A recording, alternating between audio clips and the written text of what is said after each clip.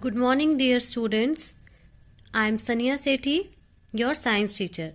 This week we had started Book 3, Term 3, and we had started with chapter number 1, Light and Sound. And this week we had discussed about light.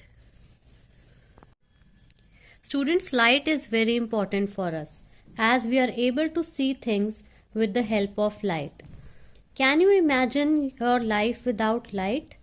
The world will be a very dark place without light. So, we have learnt that an object that gives off light is called a source of light. The object that gives out light is called a source of light. Our sun is a natural source of light. Some objects give out light and some do not. Depending on this, we can divide them into two categories. Luminous and non-luminous objects. Luminous objects are of two types, natural and man-made. Objects that give out light are called luminous objects. The sun is a natural luminous object. A bulb, a torch, a candle are all man-made luminous objects. Objects that do not give out light are called non-luminous objects. An ice cream, a box,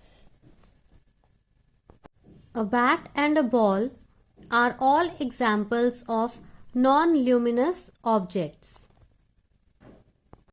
We can see non-luminous objects only when light falls on it.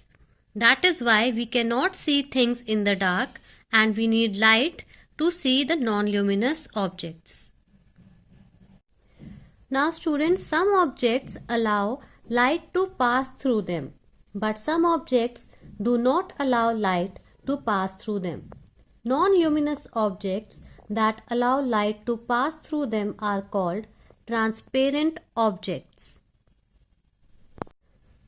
Transparent objects allow you to see clearly through them.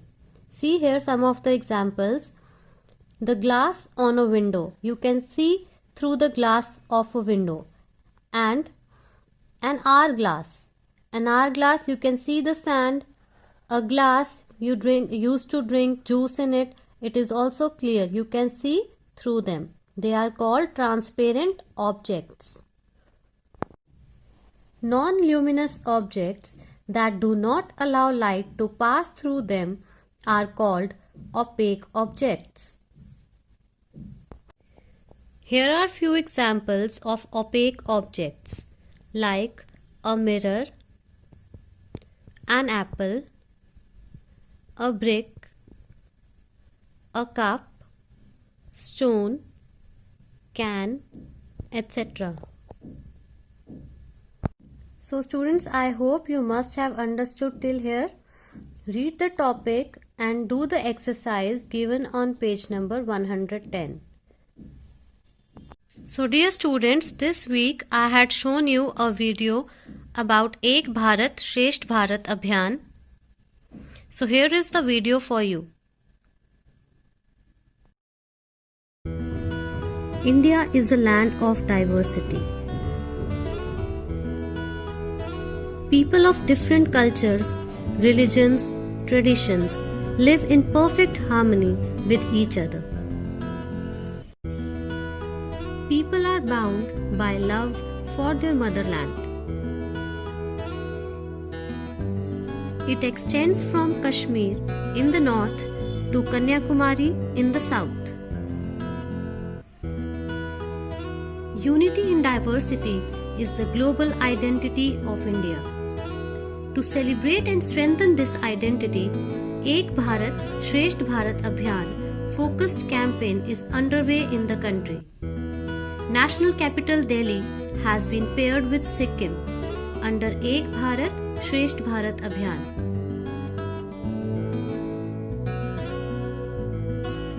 Sikkim is the second smallest among Indian states. It is least populous and the largest producer of cardamom in India.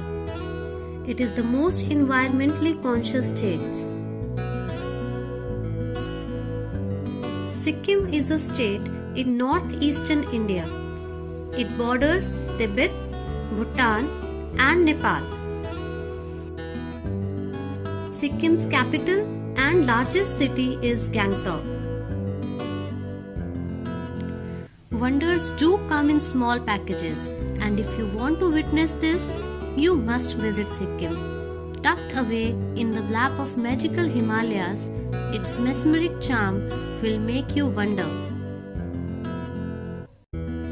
So let me show you some of the very beautiful tourist destinations of Sikkim. Yuksum, Somgo Lake, Nathula Pass and Pelling are some of the famous tourist destinations of Sikkim. Sikkim finds a unique place in the Indian Union in respect of her rich and unique culture and tradition.